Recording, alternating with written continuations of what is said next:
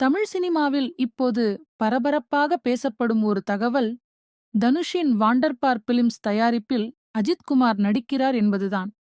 இது மட்டும் இல்லாமல், தனுஷே இப்படத்தை இயக்கப் போகிறார் என்றும் தகவல் வெளியாகியுள்ளது.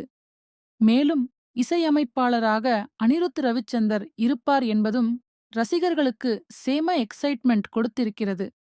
இந்த படம் மாஸான ஆக்ஷன், த்ரில்லர், உணர்வுபூர்வமான கதையுடன் இருக்கும் என்று கூறப்படுகிறது.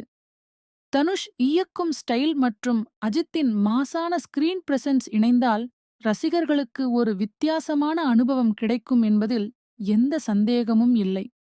அனிருத் இந்த படத்துக்கு இசையமைப்பார் என்பதால் பிஜிஎம் மற்றும் பாடல்கள் பெரிய ஹிட் ஆகும் என்பதும் உறுதி.